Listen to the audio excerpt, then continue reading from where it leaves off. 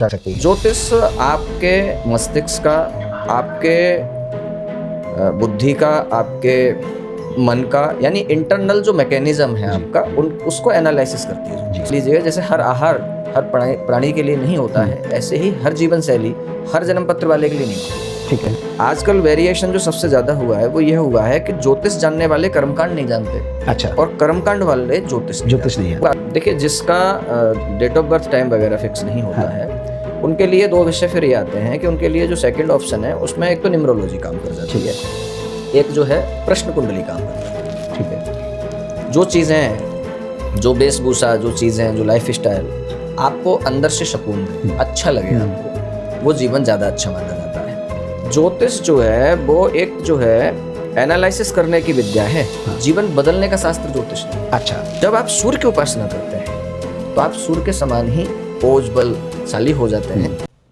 हरे कृष्णा। मैं डॉक्टर ऋषभ देव, जैसा कि सभी मेरे परिकर को भी, अन्य लोगों को भी ये बात संज्ञान में है कि मैं आध्यात्म और आरोग्य में सेवा देता हूँ। मूलतः बहुत बार ये देखने में आता है कि जहाँ विशुद्ध भक्ति होती है वहाँ पर विशुद्ध भक्ति के अतिरिक्त कोई भी लाग लपेट उसमें नहीं होती है। इवन हमारे शास्त्रों में का एक अंग है ज्योतिष शास्त्र, उसकी भी लाग लपेट उसमें नहीं होती है, उससे भी अन्यत्र की बात होती है विशुद्ध भक्ति। किंतु समस्त भक्तों ने या जिन्होंने भागवत जी का श्रवण किया होगा उन्होंने इस बात को संज्ञान में रखा होगा कि भागवत में जब प्रथम दिवस की ही कथा विश्राम लेती है तो परीक्षित जी का जन्म होता है उसमें। और जब परीक्षित जी का जन्म होता है तो महाराज युधिष्ठिर परीक्षित जी के जन्म के समय पर ही एक ब्राह्मण को बुलाते हैं, एक ज्योतिषी को, और उनके भाग्य के विषय में निर्णय लेते हैं जो बाद में बिल्कुल सटीक बैठता है। ऐसी ही दूसरी कथा जो भागवत जी का प्राण है, दसम स्कंद, वहाँ पर जब भगवान कृष्ण का अवतार होता है तो कृष्ण और बलराम के जन्म के लिए मैया गर्ग ऋषि को समक्ष प्रस्ताव रखती है नाम रखने का। तो नंद बाबा और रोहिणी और यशोदा मैया को गर्ग जी भगवान के विषय में और बलराम जी के विषय में जैसा बताते हैं वैसा ही आगे चल के सारी बातें सिद्ध होती हैं। मैं ये बात इसलिए कह रहा हूँ कि क्योंकि ज्योतिष अलग से कोई विषय नहीं है, हिंदू सनातन संस्कृति के जो 6 शास्त्र हैं उन्हीं में से एक अंग है। मूलतः ज्योतिष का स्वरूप बिगड़ने से लोगों में कुछ अलग भ्रांति थोड़ी सी है। पर आज मैं आया हूँ इसी भाव को लेकर के परम पूज्य आचार्य श्री अशोक वैदिक जी के पास। आप आचार्य अशोक वैदिक जी हैं और प्रभावित मैं इनसे केवल इसलिए हुआ, प्रारंभ में ही बता दे रहा हूँ कि मेरी भेंट होने के बाद जब भी मैंने इनके स्वरूप को देखा तो इनका जो स्वरूप है वो एक साधारण स्वरूप है। मतलब जो वेशभूषा है उसमें कोई लाग लपेट और कोई आडंबरबाजी, बहुत सारी मालाएं, बहुत सारी ये सब चीज़ें नहीं दिखाई दी हैं। और वीडियोस मैंने इनके सुने हैं वो सिंप्लिसिटी और मोर इंटेलिजेंस से फुलफिल रहते हैं। एक और विशेष बात मैंने बहुत हाल ही में इनके एक वीडियो में देखी, 10-20 दिन पूर्व जब महाराज श्री किसी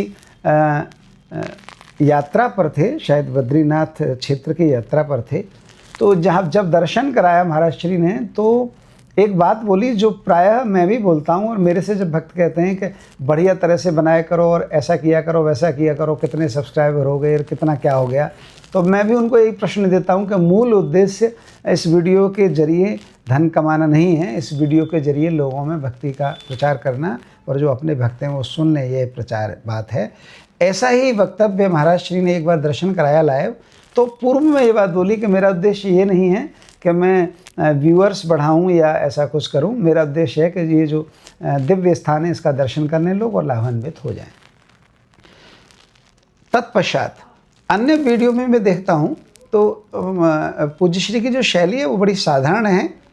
और क्योंकि भक्ति का प्रथम सूत्र है, ब्राह्मण का प्रथम जो गुण है वो है ऋजुता। हमारे शास्त्र के हिसाब से ऋजुता ब्राह्मण का प्रथम धर्म है और भक्ति का प्रथम दर्द है सूत्र है सरलता और सहजता। तो वो दोनों चीज़ों का दर्शन करके मेरे मन में आया कि एक आध्यात्मिक और ज्योतिष का संगम स्थापित किया जाए। तो मैं परम पूज्य आचार्य अशोक वैदिक जी के पास आया हूँ।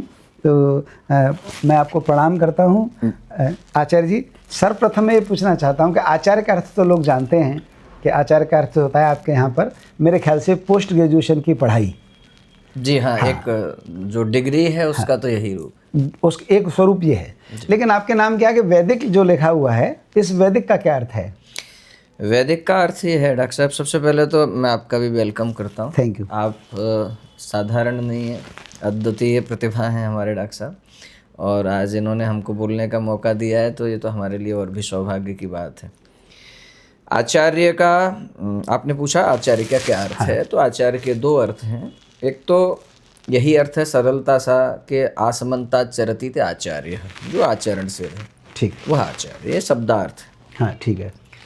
दूसरा आचार्य है जैसे शंकराचार्य, निम्बार्काचार्य, रामभद्राचार्य, वो जो आचार्य है, यानी आचार्य माने फिलोसफर, जो नई आपको कोई विधि, कोई विधा, जीने का कोई मंत्र, जीने की कोई तरीका नया सिखा दे, नया कुछ इनोवेशन कर दे, उसको आचार्य कहते हैं। साथ ही साथ इन वाक्यों को देखते हुए जो हमारे संस्कृत यूनिवर्सिटियां हैं, उन्होंने एक डिग्री जो मेरे ख्याल से एमए के समकक्ष होती है, हाँ, स्नातकोत्तर के तरीके, तो उसको जो है आचार्य की डिग्री कर दिया है उन्होंने, जो 2 वर्ष की होती है। और जो वैदिक शब्द लिखा हुआ है आपके पीछे, वैदिक शब्द जो लिखा हुआ है ऐसा है, जो हमारे यहाँ जो बच्चे अच्छे उत्तम कोटि के वेद पढ़ने वाले होते हैं बचपन से, उनके पीछे जो है, जो हमारे श्रेष्ठ गुरुजन होते हैं, वो वेद पाठी लिख देते हैं। अच्छा, उसको वेद पाठी करके उसको संबोधित करते थे। तो मैं भी उनमें से एक विद्यार्थी था, अच्छा पढ़ने वाला। तो हमारे जो अग्रज थे, अध्यापक वगैरह, वो हमको वेद पाठी कहने लगे। धीरे धीरे हम समझदार हुए तो हमने लगा कि वेद पाठी से सिर्फ इतना मतलब है जो वेद का पाठ करता है। ठीक है। वैदिक का मतलब है जो अपनी आचार विचार जो शैली है, अपनी जो जीवन शैली है, उसे वैदिक तरीके से जो फॉलो करता है, जीता है, उसका वैदिक है। तो मैंने अपना एक सरनेम वैदिक रख दिया। मैं ये देख पा रहा हूँ कि जैसे मैं आपके उसमें, जहाँ आपकी मेन सीट है, जहाँ पर आप भक्तों के कष्टों का निवारण करते होंगे ज्योतिष शास्त्र के माध्यम से, वहाँ पर अभी मैं ये चीज़ देख के आया हूँ कि आपके जो बहुत सारे ग्रंथ रखे हुए हैं, वो उनमें वहाँ भागवत जी भी रखी हुई है। बिल्कुल, है ना? तो आप आध्यात्मिकता को और ज्योतिष को मतलब मिला के कैसे देखते हैं? क्या कोई थोड़ा बहुत मिलाव है या बिल्कुल दोनों चीज़ें एकदम अलग हैं? पूरा ही मिलाव है। देखिए, ज्योतिष जो है प्राचीन काल में लोग अपनी आध्यात्मिक उन्नति के लिए ही इसका इस्तेमाल करते थे। अच्छा। जैसे अभी एक छोटा सा प्रश्न ये हो सकता है कि मान लीजिए कि कोई साधक है, भक्ति मार्ग में ही जाना चाह रहा है, लेकिन उसका मन नहीं लग रहा। ठीक है। तो इस पर भी ज्योतिष से विचार कर सकती है कि इसका मन क्यों नहीं लग रहा है। ठीक है। अगर उसका भक्ति मार्ग में मन नहीं लग रहा है तो कहाँ मन लग रहा है? तो स्वाभाविक है कि ज्योतिष में चंद्रमा जो है मन को रिप्रेजेंट करता है। अच्छा। तो उसके चंद्रमा का अध्ययन करना पड़ेगा। चंद्रमा किस अवस्था में है, किस ग्रह के साथ है, क्या स्थिति है। सपोज दैट, मान लीजिए कि अगर किसी का चंद्रमा किसी क्रूर ग्रह, पापक ग्रह के साथ है और अस्त है, अच्छी अवस्था का नहीं है, तो भक्ति मार्ग में उनका मन नहीं लगेगा। ठीक है। किसी और मार्ग में लगेगा। जिस ग्रह के प्रभाव में चंद्रमा आ जाएगा, उस ग्रह के प्रभाव वाले कार्यों में उसका मन लगने लग जाएगा। ठीक है। तो प्राचीन काल में जो ऋषि मुनियों की जब परंपरा थी ये सब चीज़ों में, तो ज्योतिष का जो वास्तविक जो उपयोग था वो था कि लोग आध्यात्मिक ऊर्जा के लिए, आध्यात्मिक रास्ते पर कैसे हम अग्रसर हों, उसके लिए ज्योतिष जो है प्रासंगिक विषय था और उसमें उसकी हेल्प करता था। कि अगर कोई ध्यान सीखना चाह रहा है तो ध्यान क्यों नहीं लग पा रहा है। अच्छा। समाधि सीखना चाह रहा है तो समाधि में क्यों नहीं लग रहा है मन। इन सब का एक निरूपण था। धीरे धीरे करके इसका जो उपयोग होता चला गया, तो कहीं ना कहीं इसका उपयोग जो है सांसारिक व्यवस्था में भी है। अब जो इस समय प्रेजेंट में जो हो गया है वो ज़्यादा ही कुछ आधुनिकीकरण हो गया है कि व्यक्ति अपने ऊपर कोई काम नहीं करना चाह रहा है, अपने अंदर कोई सुधार नहीं करना चाह रहा है, और वो ज्योतिष से चाह रहा है कि मैं ज्योतिष के द्वारा ही सब कुछ समाधान करूँ। अगर ये बात है तो इसको भी आप निपटा दीजिए उत्तर देके कि वर्तमान काल में आदमी पाश्चात्य तरह से जी ही रहा है, आपाधापी उसकी बहुत है जी। वो भी भक्ति करना चाहता है, लेकिन भक्ति भी करना चाहता है, धर्म कर्म भी करना चाहता है, प्लस वो दूसरी तरफ भी जब देखता है कि मैं कहाँ से करूँ, मेरी व्यवस्थाएं थोड़ी अच्छी नहीं हैं, धन को लेकर, क्लेश को लेकर, घर को लेकर, तो वर्तमान काल के आदमी को सबसे ज़्यादा ज्योतिष कैसे लाभ पहुंचा सकती है? मतलब एक आधुनिक व्यक्ति को, एक दुकानदार को, एक व्यवसायी को मतलब ज्योतिष किस प्रकार से लाभ पहुंचा सकती है? ज्योतिष आपके मस्तिष्क का, आपके बुद्धि का, आपके मन का, यानी इंटरनल जो मैकेनिज्म है आपका, उसको एनालिसिस करती है ज्योतिष। ज्योतिष बाहरी परिस्थितियां एनालिसिस नहीं करती। ठीक। जो एकदम गुणी ज्योतिषी होते हैं, एक्सपर्ट होते हैं, या जो परंपरागत जो लोग ज्योतिष करते हैं, वो क्या करते हैं कि व्यक्ति का आंतरिक जो उसका मैकेनिज्म है उसका मूल्यांकन करते हैं। ठीक है। कि इसकी बुद्धि की क्षमता कितनी है, इसके मन की जो स्थिरता है उसकी किस लेवल की है, इसका चित्त किस अवस्था का है, इसका अहंकार किस अवस्था का है। जो हमारा पंच जो ज्ञानेंद्रियां हैं उसका चिंतन ज्योतिष करती है। उसके आधार पर उसका मूल्यांकन किया जाता है कि ये किस कार्य में कितना पारंगत हो सकता है, उसका कितना निर्वहन कर पाएगा, कितने लंबे समय तक इसके अंदर पैसेंस रहेगा, जिससे हम लोग ये डिसाइड कर लेते हैं कि इसकी आत्मविश्वास की स्थिति क्या है, इसकी निर्णय क्षमता कैसी है, इसकी मन की स्थिरता कैसी है, समय की पंक्चुअलिटी क्या स्थिति क्या है, इसके अलावा इसके अंदर उत्साह कितना है। इन सब चीज़ों को जब एनालिसिस कर लेते हैं तो जो ये बिल्कुल नेचुरल तरीका मैं बता रहा हूँ, ठीक है, उससे फिर व्यक्ति का मूल्यांकन करके उसे बताया जाता है कि आप इस स्थिति के हैं और आप ये करें। अगर उसमें कोई व्यवधान आ रहा है तो उस व्यवधान को भी समझते हुए उसे ये बताया जाता है कि ये व्यवधान है और ये व्यवधान इस ग्रह के कारण आ रहा है, तो उसको सबसे पहले तो लाइफ स्टाइल में चेंज करने के लिए कहा जाता है। ठीक है। जैसे मान लीजिए यदि कोई व्यक्ति है, उसकी जन्मपत्री में बृहस्पति प्रधान जन्मपत्री है या सूर्य प्रधान जन्मपत्री है और उसका वर्ण वगैरह भी ब्राह्मण है, कुंडली में भी वर्ण देखा जाता है, तो एक स्वाभाविक प्रक्रिया बन जाती है कि वह व्यक्ति जब भी गड़बड़ करेगा, अर्थात वैसे काम करेगा जो न करने वाले हैं, जैसे मांस भक्षण करना है, मदिरा सेवन करना है, झूठ कपट छल छिद्र, ये उसके लिए नहीं है। ठीक है। वो उसको सूट नहीं करेगा। तो ऐसे ही मान लीजिए जैसे हर आहार हर प्राणी के लिए नहीं होता है, ऐसे ही हर जीवन शैली हर जन्म पत्र वाले के लिए नहीं होती। ठीक है। तो इन चीज़ों को जब वो समझ लेता है तो बौद्धिक अगर अच्छा होता है और जागरूक पढ़ा लिखा अगर प्रश्न करता होता है तो इन चीज़ों को बारीकी से समझ लेता है और अपने जीवन में उसको उतार लेता है। जो आधुनिक स्थिति के जो लोग हैं उनको जैसे उनके पास समय नहीं है, कुछ नहीं है, तो उनको फिर जो है सेकंड नंबर पे आता है कि ज्योतिष जो फलीभूत होती है उसका जो सेकंड पार्ट है वो कर्मकांड है। ठीक है। कर्मकांड माने जो पूजा पद्धति है उसको जो समझाने वाली जो व्यवस्था है उसको कर्मकांड बोलते हैं।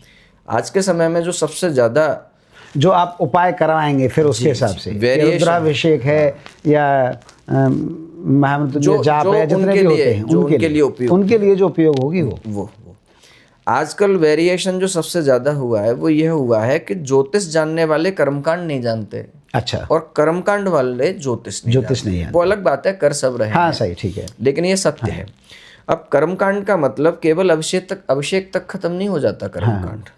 ये तो बहुत बेसिक कर्मकांड है। अच्छा। कर्मकांड भी यौगिक क्रिया में जाकर के जब आत्मशुद्धि की व्यवस्था वहाँ पर भू शुद्धि, भूत शुद्धि, अंतर्मात्र का, बहिर्मात्र का इत्यादि न्यास करके जब ईश्वर से साक्षात्कार करते हुए जब कोई कर्मकांड किया जाता है तो वो कर्मकांड जो है फलदायी होता है। अच्छा। ये एक जो कर्मकांड आजकल जो देखने में मिल रहा है, जो साधारण पूजा पाठ जिसे हम लोग बोलते हैं, ये कर्मकांड का बहुत ही छोटा स्वरूप है, छोटा स्वरूप, उसी हिसाब से उसका फल मिलेगा, उसी हिसाब से उसका फल मिलेगा। क्योंकि प्रायः लोग ये शिकायत तो करते ही होंगे कि भाई हमने ये कराया कुछ हुआ नहीं, तो पर वो इस चीज़ में नहीं जाते होंगे कि आपने पहले आपने अपनी बीमारी का ठीक से डायग्नोसिस नहीं करवाया तो इलाज अच्छा कहाँ से होगा। हमारे पास ऐसी शिकायतें कम इसलिए आती हैं कि प्रारंभ से ही हमारी संस्था और हम खुद सामने वाले के मन मुताबिक कार्य नहीं कर पाते। ठीक है। अपने मुताबिक ही करते हैं। जैसे यदि हमको लगा कि आपकी समस्या इस वाले समाधान से समाहित होगी तो उससे नीचे हमारे यहाँ फिर कोई पॉसिबिलिटी नहीं। अगर आप ये कराएं तो ही हम करेंगे, वरना आप हमें दोष देंगे, उसके अनुसार नहीं करेंगे, होगा नहीं। आजकल AI पे ये जो लोग जो दे रहे हैं समाधान दे रहे हैं, क्या ये मतलब ठीक है? देखिए, जब हम छोटे थे, मेरा वर्ष जो है मैं छोटा ही हूँगा, 90s के दौर में मेरे ख्याल से कंप्यूटर आया था। अच्छा। जब कंप्यूटर आया था तो कंप्यूटर के बारे में ऐसा कहा जाता कि अब सारे काम कंप्यूटर कर देगा, मनुष्य की कोई ज़रूरत नहीं पड़ेगी। लेकिन ऐसा देखने में हुआ नहीं, और अभी भी जब AI आया है तो ऐसा ही उसके बारे में कहा जा रहा है।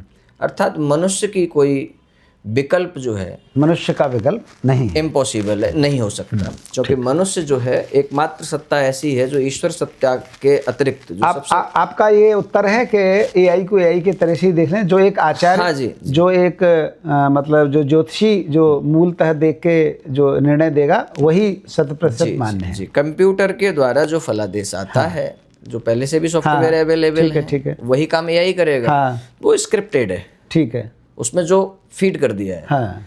अरे मान लीजिए कोई लग्न है, लग्न को देख करके जो फलादेश उसमें फीड कर दिया गया, जो जैसी चीज़ें फीड कर दी गई, वो वैसी ही चीज़ उसके अंदर वो बार बार दिखाएगा वैसे ही। जैसे वो एक मशीन होती थी पहले रेलवे स्टेशन पर, उसमें जाइए सिक्का डालिए, तो उसमें फीड है कि वो हर बार आपको वही बोलेगी। ठीक है। अलग अलग व्यक्ति को 4-5 तरीके की, 10-20 तरीके की ट्यून उसके अंदर होती है। ठीक है। ऐसा जैसे मैं हूँ व्यक्तिगत, मेरी जो जन्म तिथि है वो फिक्स नहीं है जी, है ना, और मेरे घर वालों को मतलब कन्फ्यूजन ही रहा, कोई बता नहीं पाया कि ये है, मतलब वो फिक्स नहीं है, तो मुंह बोली हो गई वो। ठीक है। तो अब उसी से तब से लेके सब उसी से चल रहा है। तो जिसकी जन्म तिथि फिक्स न हो उसके लिए आप किस तरह से समाधान निकालते हैं उसकी किसी परेशानी का, या वो कोई भी आपकी शरण में आए और वो ये कहे कि मेरा जन्म फिक्स नहीं है, तो उसका समाधान कैसे निकालते हैं? देखिए, जिसका डेट ऑफ बर्थ टाइम वगैरह फिक्स नहीं होता है, उनके लिए दो विषय फिर ये आते हैं कि उनके लिए जो सेकंड ऑप्शन है उसमें एक तो न्यूमरोलॉजी काम कर जाती है, एक जो है प्रश्न कुंडली काम कर जाती है। लेकिन ये दोनों ही जो विधाएं हैं ये तात्कालिक हैं, यानी उस जिस समय व्यक्ति है उसी समय उसके जो प्रश्न हैं उनके उत्तर देने के लिए भर है। अच्छा। ये उसके पूरे जन्म का ब्यौरा नहीं हो सकता। अच्छा। दूसरा एक हस्त विज्ञान है, हस्तरेखा विज्ञान। ठीक है। किसी भी व्यक्ति से बातचीत करके और उसके हाथ को देख करके ये कंफर्म किया जा सकता है कि इसका जो अगर कोई छोटा मोटा वेरिएशन है तो वो क्लियर किया जा सकता है और काफ़ी कुछ उससे पता लगा के उसको गाइड किया जा सकता है। मतलब उतना अच्छा नहीं होगा जितना अच्छा उसका होगा, लेकिन बहुत अच्छा एक्यूरेसी जो जन्म पत्र से आती है वो उतना अच्छा उसका नहीं होगा। उसमें सामने उसको संतुष्टि हस्तरेखा से और अपने तात्कालिक जो वातावरण है उसका कैसा जीवन चल रहा है वो सब बता के आपको उसी से उसका समाधान होगा। मैं बहुत सारे ग्रंथ अंदर आपके देख रहा था, तो इसी प्रकार के ग्रंथ जो लाल किताब चलती है, क्या ये प्राचीन ग्रंथ है या ये वर्तमान का ही बनाया हुआ है? लाल किताब पिछले करीब 20-25 साल से जो है लोगों की नज़र में आई है। अच्छा। लाल किताब क्या है कि जैसे मान लीजिएगा कि कोई एक कंप्लीट प्रोडक्ट है, कंप्लीट प्रोडक्ट व्यक्ति नहीं हायर कर पा रहा है, नहीं ले पा रहा है, तो उस स्थिति में लाल किताब काम करती है। जैसे मैं एक छोटा सा उदाहरण दूंगा कि हमारे यहाँ कोई भी पूजा पाठ, जब काम्य कर्म के अंतर्गत जो कुछ पूजा पाठ होती है उसमें जो विधि चलती है उसे पुरस्चरण विधि कहा जाता है। ठीक है। पुरस्चरण विधि माने 5 जिसके चरण हैं। पहला है जप या पाठ, दूसरा है हवन, तीसरा है तर्पण, चौथा है मार्जन, 5वां है दान। यही पद्धति साधु सन्यासी अपने साधना क्षेत्र में भी इसको ही प्रयोग करते हैं और कर्मकांड में भी यही प्रयोग होती है। जितना जप हो उसका 10% हवन हो, उसका 10% तर्पण, मार्जन और दान और ब्राह्मण भोजन, ये व्यवस्था रहती है। इन लाल किताब वालों ने क्या किया है कि इन्होंने उसको उसके छोटे छोटे पार्ट दे दिए। जैसे सूर्य को जल देना, सूर्य उपस्थान करना, आदित्य हृदय स्तोत्र का पाठ करना, गायत्री जप करना, और सबको मिला करके हमारी जो सनातन संस्कृति है उसमें संध्या वंदन कह देते हैं हम लोग। इन्होंने क्या किया है कि उसको अलग अलग भागों में बांट दिया कि जी सूर्य को जल दीजिए, उसमें क्या करिए, बोले लाल मिर्च के दाने डाल दीजिए, है ना। ये तो ऐसे मान लीजिए जैसे कोई कंप्लीट ड्रेस नहीं ले पा रहा है तो उससे कहा जा रहा है कि भाई शर्ट ही ले लीजिए, आप शर्ट नहीं ले रहे तो आप रूमाल ले लीजिए, इस टाइप से छोटे छोटे टुकड़ों में। तो उसके जो लाभ हैं वो उस लेवल पर नहीं मिल पाते जिस लेवल पर मिलने चाहिए। एक आचार्य अनिल वत्स हैं, दिल्ली में उनका कार्यालय है। हाँ, तो वो मेरे को रेलवे स्टेशन पर एक बार मिले, लगभग 15 वर्ष पूर्व जी, 15 साल हो गए, और उनका बोलने का ढंग, समझाने का ढंग और आध्यात्मिकता के साथ ज्योतिष का संगम कह सकते हैं, है ना, वो बिल्कुल आपके जैसा था। जी लेकिन उनकी वेशभूषा एकदम अलग है, वो बिल्कुल वैसे रहते हैं, आप बिल्कुल साधारण रहते हैं। जी। मुझे अभी ध्यान आ रही है ये चीज़ आपके बोलने की, आपकी आवाज़ सुन के, बिल्कुल उनकी आवाज़ भी बिल्कुल वैसी है। वो भी बाद में मतलब काफ़ी आध्यात्मिकता को काफ़ी ऊपर रखते हैं, भगवान के भजन को, भक्ति को, ज्योतिष के साथ। तो बैठे बैठे मैंने उनको बोला, मैंने उनको सीट दी तो उन्होंने धन्यवाद बोला मेरे को। तो मैंने कहा नहीं आप ऐसे ऐसे हैं। तो बोला क्या नाम है तुम्हारा? क्या ऋषभ। बोले ऋषभ का अर्थ जानते हो? तो मैं जानते हुए भी छिपा गया, मैंने मुझे नहीं पता है। तो बोले ऋषभ का अर्थ है श्रेष्ठ। तो मैंने महाराज जी आप ज्योतिषी हैं क्या? कि मैं बोले मैं हाँ ज्योतिषी हूँ। तब तक मैं उनको टीवी पे नहीं देखा था। तो मैंने मेरे अंदर जिज्ञासा लगी, मैंने महाराज जी मेरे विषय में कुछ बताइए कि क्या जानना चाहते हो। ये मेरे को पता था बहुत पहले से कि मेरी जन्म कुंडली नहीं है ना। तो उन्होंने मेरे को बोला नेत्र बंद करो 2 मिनट के लिए। मैंने नेत्र बंद करके खड़ा हो गया, है ना। फिर उन्होंने मेरे विषय में बताया कि आप काफ़ी आध्यात्मिक हो, है ना, संगीत में आपकी रुचि है। मैंने कहा सही है। आपको जीवन में कहीं कोई दिक्कत नहीं, सब बढ़िया चल रहा है। मैंने यहाँ सब बढ़िया चल रहा है ना। फिर मैंने उनको एक प्रश्न किया कि अब आप मुझे बताइए, सब अच्छा चल रहा है तो मेरा ऐसे ही सब अच्छा चले तो उसके लिए क्या करें। तो उन्होंने मुझे टोका कि आपका सब अच्छा तो चल रहा है, फिर एक चीज़ फिर भी है कि क्या है कि आपने अपना धन कमाया है खूब। हाँ कमाया है। वो कई स्थानों पर प्रयोग किया है उसका कि हाँ मैंने यहाँ किया है। कहीं से आप सफल नहीं हुए। तो मैं मेरी जिज्ञासा उनमें, मेरा श्रद्धा जग गई। मैंने आप बिल्कुल सही कह रहे हैं, ऐसा है ना। तो फिर उन्होंने बोला कि आपका होगा भी नहीं, ठीक। और श्रद्धा जग गई मेरी। तो मैं महाराज जी मेरा जो चल रहा है वो सही चल रहा है, अब मैं चलिए मैं ये प्रयोग नहीं करूँगा। कृपया बताइए मुझे अपने आध्यात्मिक उन्नति के लिए क्या करनी चाहिए। तो बस उन्होंने ये कह दिया मुझे, एक मंत्र बताया, ओम ग्रहण सूर्य आदित्याय नमः बोल के आप सूर्य को जल देते रहिए, बाकी आप भक्ति में। उन्होंने बोला इष्टदेव कौन है? मैं श्री कृष्ण। तो बोले आप कृष्ण की भक्ति करते रहिए, यही श्रेष्ठ है। तो वो शैली और वो बोलचाल वो सब आपका बिल्कुल सेम है, लेकिन उनका स्वरूप, जैसे कि आदमी की आज आकांक्षा होती है कि ज्योतिषी के पास जा रहे हैं तो ज्योतिषी पहले से ही पूरी बहुत सारा लगे। तो आप एकदम साधारण स्वरूप जो विशुद्ध भक्तों का स्वरूप है। जैसे हमारे विषय में भी ये कहा जाता है, हमारे भी भक्त हमसे केवल इसी बात से प्रभावित हैं, है ना। जो हमारे जो समूह हैं वो इस बात से प्रभावित है हमसे सबसे ज़्यादा। जो हम बोलते हैं, जो करते हैं, जो सिखाते हैं वो अलग बात है। लेकिन अगर किसी को पूछेंगे कि तुम एक बात बताओ, तो वो कहेंगे साधारण वेशभूषा, साधारण तौर तरीका, साधारण व्यवहार, ये नंबर 1 पे रखते हैं वो। बोले इसीलिए हम कथा करते हैं, इसीलिए आपसे सुनते हैं, इसीलिए आपके संग रहते हैं, क्या कोई वो नहीं। तो आप इसको, आप तो प्रोफेशनल भी हैं, आप लोगों के मतलब आप कार्यालय भी चलाते हैं, बहुत बड़ा खर्चा भी होगा, लोग आते भी होंगे, ये सब कुंडली समाधान भी करते होंगे, और फिर इतनी साधारण वेशभूषा में रहते हैं आप। तो ये कैसे मतलब आपके गुरु की आज्ञा या अंतर चेतना है आपकी साधारण वेश में रहना? क्योंकि प्रायः मैं आपको कह सकता हूँ, मेरी बात से आप सहमत होंगे, प्रायः ज्योतिषी इतने एकदम सिंपल रिफाइंड, एक डॉक्टर, एक इंजीनियर, एक टेक्नोलॉजिस्ट की तरह से नहीं होते जैसे आप रहते हैं। इसका और मैंने कभी नहीं देखा आपको आडंबर में, सदा है आपको मैंने साधारण वेश में ही देखा है। इसका कारण ये है डॉक्टर साहब, सबसे पहला तो यह है कि जिस व्यक्ति में वास्तविक कुछ होता है उसे किसी तरीके की कोई सजावट करने की आवश्यकता होती ही नहीं है, पहला तो यह है। दूसरा क्या है कि 2 तरीके का जीवन होता है, एक जीवन है जिससे आप दूसरों को प्रभावित कर रहे हैं, और दूसरा जीवन है जिससे आप खुद प्रभावित हैं। ठीक है।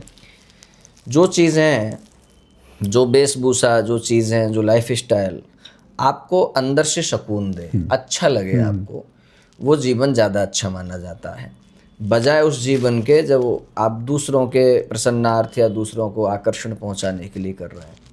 मेरा स्वभाव बचपन से ही कुछ अलग से करना या कुछ डिफरेंट दिखना या इस तरीके से, इसमें कम ही रुचि है। मैं आंतरिक अपनी चेतना के लिए, स्वयं के विकास के लिए, अपनी आत्मोन्नति के लिए, प्रसन्न रहने के लिए ज़्यादा जीना पसंद करता हूँ। ज्योतिष की बात यह है कि ज्योतिष में पढ़ाई के साथ साथ भगवत कृपा बड़ा काम करती है। ठीक है। एक वैद्य जी हुआ करते थे खुर्जा में, बहुत फेमस वैद्य थे, बहुत अच्छे थे, और बूढ़े हो गए, इतने बूढ़े हो गए कि उन्हें दिखना भी कम हो गया। तो कई बार लोग उनके पास जब जाते थे दवा लेने के लिए, तो वो कोई औषधि की जगह कोई और औषधि भी दे देते थे धोखे से। ठीक है। लेकिन वो भी उसे फायदा कर जाते थे, ठीक हो जाते थे। ये जो मैं आपको बता रहा हूँ ये हमारे गुरुजी ने हमको बताया। अच्छा। तो उन्होंने हमको कहा कि ज्योतिषी को और अच्छे वैद्य को साधक होना बहुत अनिवार्य है। खुद अपने लिए भी समय उसका बिल्कुल, जब तक आप अंदर से साधक किस्म के व्यक्ति नहीं होंगे, आप पर इष्ट कृपा नहीं होगी, आपकी वाणी फलीभूत नहीं होगी। आप ज्ञान बांट देंगे, जो आपने बुक से पढ़ लिया है वो बता देंगे, लेकिन फलीभूत नहीं होगी, फलीभूत कम होगी। तो ज्ञान जब आंतरिक होता है तो आपको फिर वेशभूषा की आवश्यकता नहीं पड़ती है। ठीक है। जैसे अब आप हैं, मैं आपको जानता ही हूँ, ठीक है, और सभी जानते हैं आपको, तो जो बिल्कुल ऑर्गेनिक जो सम्मान है वो आपके प्रति निकलता है व्यक्ति का। एक है कि लाल कपड़े में कोई खड़ा मुंह पहन के हमारे सामने आ गया तो भैया हमारी संस्कृति रही है उसको ऐसे वेशभूषा को दंडवत करना, प्रणाम करना, तो ये इस तरीके से, बाकी कुछ ऐसा नहीं है। दूसरा, मैं गृहस्थ हूँ, मेरे बच्चे हैं, मैं नॉर्मल लाइफ भी जीता हूँ, और मुझे जो वो सारे काम करने पड़ते हैं जो एक गृहस्थी को करने चाहिए, और मैं उसे करता हूँ। क्या किसी की समस्या उसके पुत्र की कुंडली के हिसाब से भी आप समाधान करते हैं उसका? हाँ बिल्कुल, है ना। हाँ, क्योंकि ये मैंने एक और मेरे को, क्योंकि मैं इस क्षेत्र में तो बहुत मुझे आचार्य वगैरह मिलते रहते हैं, तो पूछता हूँ, तो मैंने अपने लिए कहा कि मेरा तो नहीं है, पर मेरे बेटे के जन्म वो सब एग्जैक्ट है, उससे काफी, तो उन्होंने कहा कि उनसे हम आपका सारा बता देंगे। है ना, बिल्कुल हो जाता। अच्छा, कोई ऐसा जीव जिसका अपना नहीं है तो उसके पुत्र की संतान कोई भी हो, संतान हो, उसकी संतान की कुंडली से उसके जीवन का सुधार आप ज्योतिष के माध्यम से कर सकते हैं 100%। अच्छा, कोई भी ऐसा क्षेत्र जहां ज्योतिष बिल्कुल काम न करती हो? ज्योतिष बिल्कुल काम न करती हो, मैं समझा नहीं, आप थोड़ा सा रिपीट। कोई ऐसा क्षेत्र जैसे चिकित्सा है हमारे यहाँ जी, है ना, कोई कैसा कहाँ नहीं चिकित्सा काम कर रही, कि चिकित्सा वहाँ नहीं काम करती, बस केवल वहाँ नहीं काम करती जहाँ जीवन आदमी का बिल्कुल जाने वाला होता है, अब कोई चिकित्सा नहीं है, वरना तो किसी भी स्थिति का कैसा भी रोग हो शरीर में चिकित्सा काम करती है, कितना भी भयानक किसी भी प्रकार का रोग हो। ज्योतिष जो है वो एक जो है एनालिसिस करने की विद्या है। हाँ। जीवन बदलने का शास्त्र ज्योतिष नहीं है। अच्छा, जैसे लाल किताब है, हाँ, वो ज्योतिष का पार्ट नहीं है। अच्छा, कर्म कांड है, वो ज्योतिष का पार्ट नहीं है। ठीक है। अच्छा, जैसे किसी ज्योतिषी ने आपकी प्रॉब्लम को समझा, हाँ, प्रॉब्लम समझने के बाद में उसने जो आपको रिकमेंड किया कोई पूजा पाठ, वो ज्योतिष का पार्ट नहीं हुआ, वो अलग पार्ट हो गया। तो ऐसे मान लीजिए जैसे फिजिशियन और सर्जन, फिजिशियन ने आपको डायग्नोस्ट करके ये कंफर्म कर दिया कि आपको ये अमुक बीमारी है और इसका ये समाधान है, ठीक है। इसके बाद में आपको जाना पड़ेगा सर्जन के पास, वो आपका उसको निदान करेगा उसका, ठीक है। ऐसे ही ज्योतिष में ज्योतिष ये पता कर लेती है कि इस व्यक्ति को अमुक समस्या है और ये समस्या ये करने से दूर हो जाएगी। जैसा कि अभी मैंने थोड़ी देर पहले कहा कि ज़्यादातर ज्योतिषी कर्मकांड नहीं जानते, और कर्मकांड जानते भी हैं तो बेसिक लेवल का ही जानते हैं, उच्च लेवल का जो कर्मकांड है वो नहीं जानते, ठीक है। तो वहाँ जाकर के समस्या का निदान होना लगभग कठिन हो जाता है। ज्योतिष किन पर काम नहीं करती, हाँ। तो मैं उसका उदाहरण देता हूँ कि एक तो यदि कोई व्यक्ति ने अपना जीवन परिवर्तित कर लिया है, जैसे यदि कोई बहुत अच्छा साधक है, हाँ। या बहुत अच्छा भक्त है, तो उसकी जब जन्म पत्री आप देखेंगे और उसको देख करके जो प्रेडिक्शन सामने निकल के आएगा वो उस आदमी से बिल्कुल मैच नहीं करेगा। अच्छा, क्योंकि हमारे यहाँ भारतीय जो परंपरा है उसमें, भारतीय परंपरा में कर्म करने की स्वतंत्रता हर शास्त्र में है। अच्छा, बड़े भाग्य मानुष तन पावा जो चौपाई है, उसका मतलब ही यह है कि जो मनुष्य है वह जन्म ही इसलिए हुआ है कि आप अपने कर्म को अपने तरीके से स्वतंत्र कर सकते हैं। अब जैसे कोई व्यक्ति है, उसका मान लीजिए सूर्य खराब है जन्म पत्री में एग्जाम्पल, तो सूर्य जब खराब होता है तो व्यक्ति के अंदर सबसे बड़ा जो एक कॉमन लक्षण आता है वो अभिमानी प्रकृति का हो जाता है। अब उसका समाधान क्या है? तो सबसे पहला समाधान है कि वो व्यक्ति विनम्र रहने लग जाए।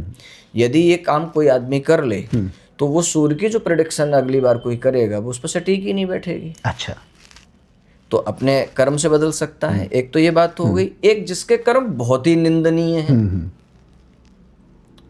कि वो चोरी और जितने भी सही है, दुराचरण होते हैं उन्हें अगर करता है तो भी उसकी प्रोटेक्शन उससे आपका नहीं अर्थ है बैठेगी। चिकित्सा के हिसाब से कि कोई ऐसा व्यक्ति जो चाहे कि सब मेरी बीमारियों का इलाज कर दो, लेकिन वो अंधाधुंध खाए पिए और परहेज करे, परहेज ना बात करे। एक भी न माने, और तो वो कितनी भी चिकित्सा करते रहो उस पर वो काम नहीं करे, है ना।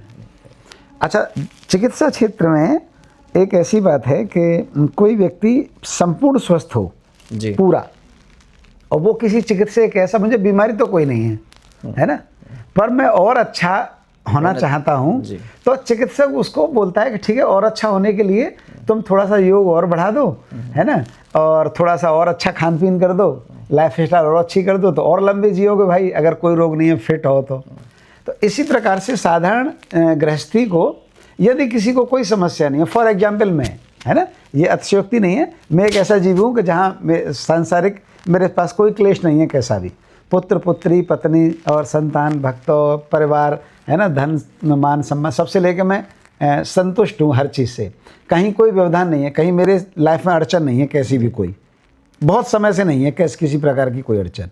तो मेरे प्रकार के जो गृहस्थी हैं जिनको लगे कि प्रॉब्लम हमें कुछ नहीं है, चलो, तो उनको ज्योतिष के साथ, जैसे हमने चिकित्सक ने तो बता दिया, उनके हिसाब से ज्योतिष के हिसाब से उनको अपने जीवन में क्या चीज़ और इन्वॉल्व कर लेनी चाहिए कि जैसा चल रहा है वैसा चले और उससे भी और अच्छा हो जाए।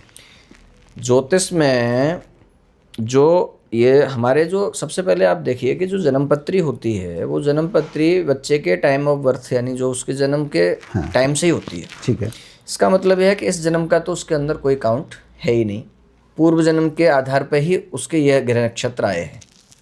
हाँ सही है, ठीक है, सही है, अभी तक उसमें यहाँ का तो कुछ जुड़ा नहीं है। सही है ये बात, अब आप बोल रहे हैं तो अब और दिमाग में आ रही है, क्योंकि आज जन्म हुआ और आज ही आपने बना दी, तुरंत ही बना रहे हैं आप, बना दी, तो अभी तो कोई काउंट नहीं सही है। है, ठीक है। तो पूर्व जन्म के कर्म के अनुसार वह उसके ग्रह नक्षत्र सब पैदा हुए हैं, उसके आधार पर ही इस जन्म के बारे में बताया जा रहा है। ठीक। तो जैसे मान लीजिएगा कि यदि किसी का जन्म पत्री में सूर्य खराब है तो इसके अलग अलग लिंक हैं। अगर सूर्य खराब है तो व्यक्ति ने उन लोगों का अपमान किया है जो सम्माननीय थे। ठीक है। यदि चंद्रमा खराब है तो उसने उन स्त्रियों का अपमान किया है जो सम्माननीय थी। ठीक है। यदि मंगल खराब है तो उसने अपने समकक्ष जो भाई बंधु थे उनका अपमान किया है, उनको क्लेश पहुंचाया है। इसके साथ साथ यदि बुध खराब है तो उसने बुआ मौसी इत्यादि जो हमारे रिश्तेदार होते हैं उनका अपमान किया है। यदि बृहस्पति खराब है तो उस व्यक्ति ने धार्मिक कार्यों में बाधा पहुंचाई है, धार्मिक चंदा हड़पा है, धार्मिक क्लेश किया है, धर्म को हानि पहुंचाई है, गुरुजनों को हानि पहुंचाई है। यदि शुक्र खराब है तो उसके संबंध अपनी स्त्री से या अन्य स्त्रियों से, जो भी स्त्रियां रही हों उनसे अच्छे नहीं रहे, उसने प्रताड़ना की है। यदि शनि खराब है तो उसने लेबर क्लास जो अपने अधीनस्थ कर्मचारी टाइप के लोग होते हैं, गरीब दुखियारे होते हैं, उनको सताया है, उनका पैसा लिया, ब्याज पे पैसा बांटा है। ठीक है। इस तरीके से ग्रह नक्षत्र खराब होते हैं। ठीक है। यदि राहु खराब है, दो और बचे हैं तो मैं उनको भी बता ही देता हूँ। राहु खराब है तो उसने अत्यंत निर्धन कोढ़ी प्रकृति के टाइप के, जैसे कभी कभी हमें न्यूज़ के माध्यम से या कहीं कोई सूचना के माध्यम से पता चलता है कि जो रेड लाइट पर जो भीख मंगवाई जाती है वो उसकी भी कहीं ना कोई लाइजनिंग टाइप की होती है। अच्छा, ठीक है। ऐसा जानकारी में आता है। तो वो अति निंदनीय कार्य जब किया है तो राहु खराब हो गया। इसी प्रकार से केतु खराब हो गया। तो इनसे पता चल गया कि क्या खराब होने से हमको क्या परेशानी होती है। तो हम इस पूरी व्यवस्था में अपने आप को इस तरीके से एडजस्ट करें कि इसमें हमारे से गलतियां ना ही हों, जो जिस लायक है उसको उस लायक हम रखें। ठीक है। इसके सबसे समाधान भी हम लोग सबसे पहले यही बताते हैं। जैसे मान लीजिए किसी का शनि खराब है, तो शनि खराब है तो उसको सबसे पहला उसके लिए जो उपाय है वो है उसको ईमानदारी पूर्वक जीवन जीना चाहिए। ठीक है। और हर साधारण से साधारण व्यक्ति को सम्मान करना चाहिए। ठीक है। सम्मान कहने का सेंस ये है कि जिससे आप तू करके बोल सकते हैं उससे भी यदि आप करके बोलेंगे यही सम्मान होगा। ठीक है। यही सम्मान होगा। ठीक है। तो ऐसे करके जब हम जीवन शैली कर लेते हैं, फिर एक प्रश्न आ जाता है जी, आपने जैसे आपका ही कहा, तो मान लीजिए कि हम स्वस्थ हैं, हमें कोई रोग नहीं है, लेकिन क्या कोई टॉनिक हो सकता है? वही भाई टॉनिक लिखवा देंगे तो आ जाता है। मेरा प्रश्न यही है भाई टॉनिक क्या है, तो वो है मेरा प्रश्न साधना मार्ग। अच्छा। साधना मार्ग माने आप अपनी जो दिनचर्या है उसे जैसे अच्छी रखते हैं और आप हेल्दी रहने के लिए सुबह मॉर्निंग वॉक इत्यादि जो कुछ करते हैं, ऐसी साधना मार्ग में नित्य सुबह जल्दी से जगें, सूर्य उपासना करें, सूर्य आराधना करें, सूर्य के निमित्त हवन करें, और अन्य कोई उपासना, कोई अपना इष्ट, और फिर आपकी उसके बाद में काम्य कर्म आ जाता है। काम्य कर्म माने प्राप्ति की इच्छा होती है व्यक्ति की, भाई मैं धनवान तो बन गया, अब मैं राजा बनना चाहता हूँ। तो राजा बनना चाहता हूँ तो भाई राजा जो है राजसूय यज्ञ कर, राजसूय यज्ञ करने से राजा बनेगा, पुत्रेष्ठ यज्ञ करने से पुत्र प्राप्त होगा। तो इस तरीके से जो है फिर और उन्नति के लिए आप प्रयास कर सकते हैं। ज्योतिष का सहारा मतलब और उन्नति के लिए भी लिया जा सकता है। अच्छा, एक अंतिम प्रश्न रह गया है मेरे कि मेरे व्यक्तिगत जीवन का उद्देश्य है श्री कृष्ण को प्राप्त करना जी, और मेरे जो अधीनस्थ या मेरे साथ जो भक्त जुड़े हुए हैं, है ना, वो शिष्य और मित्र एक जैसा स्वरूप है उनका जी, है ना। मूलतः वो मेरे शिष्य हैं, पर वास्तव में वो मेरे मित्र हैं। कोई भी ऐसा परिक्रम नहीं है जिसको मैं शिष्यत्व की दृष्टि से देखता हूँ, या मैं चाहता हूँ कि वो मुझे गुरु की दृष्टि से देखे या गुरु की तरह ही सम्मान करे या वैसा ही भाव इज्जत दे, ऐसा दे। और मैं उनको बोलता भी, आदेश भी देता हूँ कि मेरे को आपको गुरुवत व्यवहार नहीं करना, श्रद्धा रखते हुए मित्रवत व्यवहार करना है। कोई भी मन की बात बताइए, कोई भी बात है, हंसी करिए, मजाक करिए, जो मन करे सो करिए, आनंद लीजिए और भगवान की तरफ आप बढ़िए मेरे साथ साथ। तो मैं प्लस जो हमारा पूरा समूह है कृष्ण भक्ति क्लब सेवा संस्थान परिवार, हमारी संस्था है ना, जिसका उद्देश्य केवल यही कि जो जुड़ रहा है उसको जैसी स्थिति है उन स्थितियों के साथ रहते हुए जीवन में आनंद लेना है और भगवान कृष्ण को प्राप्त करना है ना। तो मैं तो अपना इन किन प्रकारण, है ना, क्योंकि मैं इस क्षेत्र का मैंने संस्कृत पर अध्ययन नहीं किया, मैं आचार्य भी नहीं हूँ, पर मैं तो ग्रंथ खोल लेता हूँ। तो जब मैं ग्रंथ खोल लेता हूँ, अब जैसे मुझसे आप कहेंगे कि आप इतने साल से भागवत कर रहे हैं तो भागवत के 20 श्लोक बताइए, तो मैं अभी आपको 20 श्लोक भी नहीं बता पाऊँगा, है ना।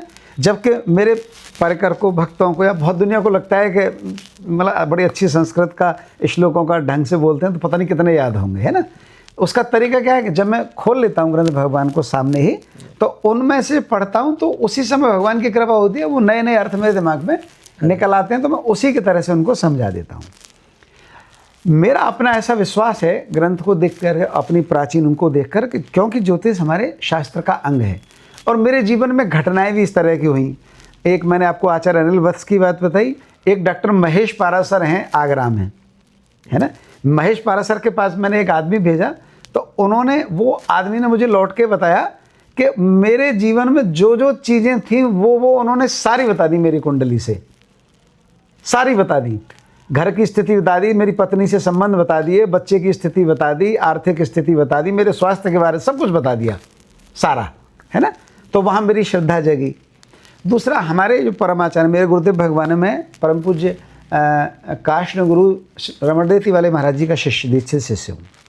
तो मेरे महाराज जी भी ज्योतिष को बहुत बड़े लेवल से देखते हैं और बहुत बड़े बड़े जो ज्योतिषी हैं भारत के, उनसे उनका संपर्क रहता है। तो क्योंकि मैं उनका अनुगत्य शिष्य हूँ, तो मेरी श्रद्धा ज्योतिष में इस रूप में है। अब मैं ये आपसे पूछना चाहता हूँ कि कोई जीव जैसा भी गृहस्थी, जैसे आपने गृहस्थ को सुधारने के उपाय बताए कि वो कुंडली लाएगा, अगर कुंडली नहीं होगी तो आप उसके हाथ से देखेंगे, है ना, उसकी बातों को, इस समय क्या परेशानी चल रही है उसको समझ के प्रेडिक्ट करेंगे, फिर आप उसको उसका उपाय बताएंगे। ये बताया आपने गृहस्थियों के लिए। कोई जीव ये चाहे, कोई भक्त चाहे, क्योंकि मैं कभी किसी अपने परिकर से या किसी से भी ये तो नहीं कहता कि ये चीज़ समाधान नहीं करना, कहीं भी इलाज कराओ, कहीं भी कुछ करो। मैं तो ये कहता हूँ कि मेरे अनुगत्य में भगवान कृष्ण के प्रेम के लिए हो तो बस उससे मेरे को जुड़े रहो, बाकी करते रहो जो करना है। तो वो जो परिकर है जो हमारे साथ कृष्ण प्रेम की लालसा में जो जुड़ा हुआ है मेरे से, है ना, कुछ और मैं उसे प्रदान कर नहीं सकता, ज्योतिष में जानता नहीं, उसकी ऐसी समस्याओं का समाधान मैं कर नहीं सकता। अच्छा, एक जो सूत्र है हमारा या प्रेमानंद जी बाबा का कि सब समस्याओं का समाधान भगवान का भजन, ये कहना आसान है, करना बड़ा मुश्किल है। क्योंकि भगवान का भजन या भगवान की बात, नाम जप यदि श्रद्धापूर्वक ढंग से होगा तो वो काम करेगा। अब मैंने कह दिया कि भाई क्यों चिंता कर रहा है, भगवान का नाम ले, भगवान के शरण हो जा, कह तो दी उसने, लेकिन उसके मन में नहीं आ रही बात, वो चिंता ही में डूबा हुआ और वैसे ही झूठे, है ना, हरे कृष्ण कर रहा है, लेकिन उसकी श्रद्धा जग नहीं रही। जबकि मैं ऐसा मानता हूँ कि ज्योतिष को वो कम श्रद्धा के साथ भी करेगा तो उससे लाभ होगा, है ना। तो उन सारे परिकर के लिए जो मेरे अनुगत्य में भगवान कृष्ण के प्रेम को प्राप्त करना चाहते हैं, उनको क्या ज्योतिष के माध्यम से आप संदेश देंगे कि उनको क्या करना चाहिए। जैसे मेरे को उन्होंने बताया आचार्य अनिल वत्स ने कि मैं रोज़ाना सूर्य को अर्घ दूं, और मैं आपको बता रहा हूँ, टू बी वेरी फ्रैंक, कितना भी कुछ हो, मैं ये काम तब से 15 साल से आज तक करता हूँ, रेगुलर कर, है ना। स्नान के बाद कहीं भी हूँ, मैं बाहर हूँ, कहीं भी हूँ, तीर्थ में हूँ, कहीं भी, इतना काम तो मैं ज़रूर करता हूँ कि उन्होंने कहा था कि तुम्हारे लिए अच्छा है। तो कुछ ऐसे चंद उपाय 1 2 3 कम समय के उन भक्तों के लिए जो कृष्ण प्रेम को प्राप्त करना चाहते हैं, चाहे वो स्त्री हो चाहे पुरुष, क्या क्या करें वो? सबसे पहले तो देखिए डॉक्टर साहब, शरीर शुद्धि। शरीर को हम अनदेखा नहीं कर सकते। हमारा आत्मा या मन या बुद्धि जो भी है वो शरीर में ही निवास करता है। हमारी संरचना 2 प्रकार की है, एक अंदर से बाहर और एक बाहर से अंदर। तो हम अभी इतने ज्ञानी नहीं है, एक आम आदमी इतना ज्ञानी नहीं होता कि वो अंदर से बाहर वाली प्रक्रिया को सीख जाए, उसके लिए टाइम लगता है। ठीक है। लेकिन बाहर से अंदर वाली जो प्रक्रिया है वो सब जानते हैं। तो सबसे पहले तो शरीर शुद्धि। शरीर शुद्धि में सबसे अंतिम उपाय बता देता हूँ, बाकी तो सब साधारण हो जाएंगे उसके सामने, कि जो लोग शरीर शुद्धि का ध्यान रखते हैं वो लोग लघुशंका के लिए भी जल लेके जाते हैं। अर्थात हमारे वस्त्रों में कोई अपवित्रता किसी प्रकार की ना है। और इसका साइंटिफिक अगर कुछ समझना है तो ये समझिए कि आप जब स्नान कर लेते हैं और पवित्रता पूर्ण जब स्नान कर लेते हैं तो आपके मन की भी अवस्था तत्काल बदलती है। बिल्कुल बदलती है, तत्काल बदलती है। इसका मतलब शरीर पर जल पड़ा, हाँ, और मस्तिष्क पर प्रभाव देखा, एकदम शुद्ध सात्विक और विचार एकदम किसी को नींद की अगर शिकायत रहती है, डॉक्टर कहते हैं नहा के सोया करो, तो उसका मतलब यही हुआ। तो शरीर की पवित्रता, प्रातःकाल जल्दी जगना, योग प्राणायाम इत्यादि जो भी आपको एक्सरसाइज करनी है वो करना। इसके अलावा सूर्य उपासना करना, क्योंकि पूरा जो सूर्य जो है वो आत्मा है जगत की। अच्छा, तो हम तो जगत का एक छोटा सा कण है, तो हमारी भी आत्मा है। ठीक है। तो सूर्य उपासना करना जो है वो बेहद लाभदायक होता है। क्या करें सूर्य उपासना में? सूर्य उपासना में सूर्य को जल देना। जल के अंदर जो है तांबे का बर्तन लें, और तांबे के बर्तन में लाल चंदन अगर मिल जाए शुद्ध तो लाल चंदन घिसा हुआ वो सबसे उपयुक्त तो रहता है। अगर नहीं है तो फिर रोली उपयोग कर सकते हैं। ठीक है। और उसके अंदर जो है शक्कर, जो गुड़ वाली शक्कर होती है या गुड़, वो थोड़ा कण डालें। लाल पुष्प हो तो लाल पुष्प डालें। सूर्य को 3 बार में जल दें। ठीक है। वैदिक मंत्र आता 3 बार में कैसे? मतलब एक ही जल को 3 बार गिराएं। अच्छा, थोड़ा गिराएं, फिर रुकें, फिर थोड़ा गिराएं, वो 3 बार मंत्र पढ़ें। अच्छा, जैसे मैं एक ही बार में डाल देता था पूरा? जी हाँ, 3 बार में। 3 बार में? 3 बार में थोड़ा डाला, फिर रुक गए, ठीक है, फिर दोबारा मंत्र बोला। ठीक है। सबसे जो छोटा मंत्र है वो गणेश सूर्याय नमः जो आपको बताया, इसको बीज मंत्र बोलते हैं। सेकंड नंबर पे एक जो है तांत्रिक मंत्र से बोलते हैं, बीज जो है उसे ह्राम ह्रीम ह्रोम सह सूर्याय नमः। ठीक है। ये भी बड़ा सरल है। और तीसरे नंबर पे जो मंत्र है वो वैदिक मंत्र है, आकृष्णेन्द्र रजसा करके। तो उसको भी लोग जिसका जैसा उपयोग हो जाए। इसके अलावा सूर्य उपस्थान कहते हैं। सूर्य उपस्थान में जो दोनों हाथों को, वैसे जो जल देने की जो वास्तविक विधि है वो भीगे वस्त्रों से देने की है। अच्छा। अब चूंकि मौसम इस समय तो ठंडी का है, लेकिन कायदा यह है कि आप नहाने के बाद में अपने शरीर को पूछे बगैर, अच्छा, अंगूछा तौलिया लपेट लें, और कुछ आप लाल वस्त्र अगर हो तो बहुत अच्छा, एक उत्तरीय लें यानी ऊपर के लिए, और एक अधो वस्त्र कटी वस्त्र लें। ठीक। और फिर आप उस अवस्था में जाएं। ठीक। तो इससे 2 चीज़ें होंगी, सूर्य नारायण की उपासना तो होएगी, साथ ही साथ आपके शरीर को सूर्य की जो ऊर्जा है वो डायरेक्ट प्रदान होती है। ठीक है।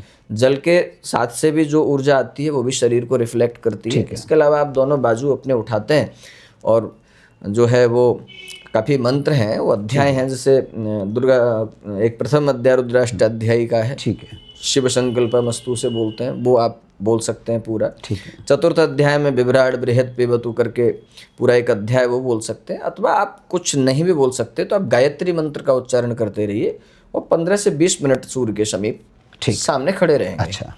और सूर्य को जो है अपने परमपिता परमात्मा के स्वरूप में ही उसको ध्यान करते हुए और अपने आप को कनेक्ट करेंगे, तो आप देखेंगे कि हमारे यहाँ आरोग्यम भास्कराद मिक्षेत, श्रिय मिक्षेत हुतासनात्, ज्ञानम महेश्वराद मिक्षेत, मोक्ष मिक्षेत जनार्दनात्।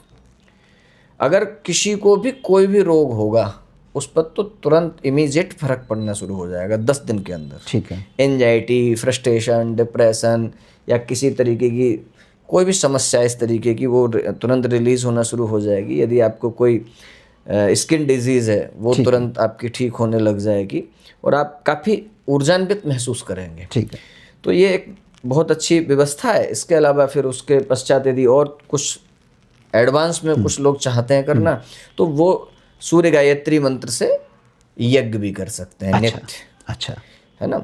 तो सूर्य की उपासना देखिए जिसकी भी आप उपासना करते हैं वैसे बनने लग जाते हैं। अच्छा। अब जैसे आप कृष्ण भक्त हैं, मैं आपसे जब भी मिला हूँ मैंने एक चीज देखी है, आप सदा मुस्कुराते रहते हैं। अगर कोई कृष्ण भक्त हो और वो मुस्कुरा नहीं रहा है तो कृष्ण भक्त नहीं है फिर, है ना। इसका इष्ट का प्रभाव अभी उस पर पड़ा नहीं है। और शैव भक्त हो और वैरागी ना हो तो भी बात नहीं बन रही है। और मान लीजिए शाक्त हो, देवी भक्त हो, शक्ति का उपासक हो और मातृत्व ना हो उसके अंदर, अपनी थाली दूसरे को न सरका सके, अच्छा, तो अभी शक्ति का उपासक नहीं है वो। तो उपास्य का प्रभाव जब उपासक पर पड़ने लग जाता है तो वहां से पता चलता है कि अब उपासना जागृत हो रही है। तो जब आप सूर्य की उपासना करते हैं तो आप सूर्य के समान ही ओज बलशाली हो जाते हैं।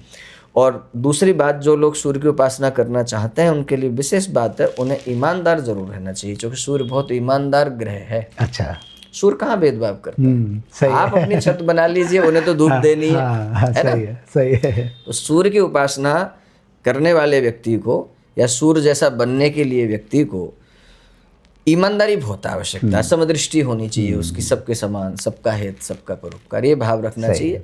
इतना कर ले व्यक्ति तो उसकी काफ़ी चीज़ें ठीक हो जाती हैं। चंद्रमा यदि गड़बड़ हो, ज़्यादातर तो दो ही प्लैनेट सबसे ज़्यादा ज्योतिष में जो साइंस चलता है, सन साइंस और मून साइंस, दो साइंस है। अच्छा, तो ये मैंने सन साइंस बताया ठीक आपको। है। लग्न जब हम देखते हैं तो सीधे सीधे हम व्यक्ति के सन साइंस को देख रहे हैं। अच्छा, और जब राशि की बात कर रहे हैं तो हम मून साइंस को देख रहे हैं। मून साइंस आपके मन की स्थिति को रिप्रेजेंट करती है। अच्छा, और सन साइन आपके आत्मबल को रिप्रेजेंट करता है। ठीक है। हमारा दोनों से ही जो है कनेक्शन बराबर होना चाहिए। ठीक है। बिना मन के भी कोई काम नहीं होता है, बिना आत्मबल के भी कोई काम नहीं होता है। तो हमने सूर्य को तो इस तरीके से ठीक कर लिया। चंद्रमा को ठीक करने के लिए व्यक्ति को जल का अपव्यय नहीं करना चाहिए। दूसरों को जल पिलाने के लिए ज़्यादा उपयोग, प्याऊ लगवाना या अतिथि को जल वल अच्छे से देना चाहिए। स्त्रियों को सम्मान करना चाहिए, माँ के चरण छूने चाहिए। सूर्य को अच्छा करने के लिए पिता के या पिता तुल्य जितने भी लोग हैं चरण स्पर्श करना चाहिए। और चंद्रमा को ठीक करने के लिए माताओं के चरण छूने चाहिए, विनम्र रहना चाहिए, स्त्रियों के प्रति आदर भाव रखना चाहिए, पीछे भी आगे भी। ये सब अच्छा करने से, इसके अलावा और किसी को कुछ ज़्यादा दिक्कत हो तो वह रात्रि में सबसे बढ़िया है कि वो 2 घंटे चारपाई डाल के छत पर सो ले, तो चंद्रमा की रश्मियाँ उसके शरीर में प्रवेश कर जाएंगी। और जिसका ये सब ठीक हो गया, इसके अतिरिक्त फिर आपको फिर कोई ज़रूरत पड़ेगी नहीं, पड़ेगी तो फिर आपको एक्स्ट्रा अपने आप को पावरफुल बनाने के लिए पड़ सकती है, तो फिर अपने इष्ट आराधना में लगिए, जो भी आपका इष्ट है उसकी आराधना करिए। ठीक है, बहुत बहुत धन्यवाद आचार्य अशोक वैदिक जी का।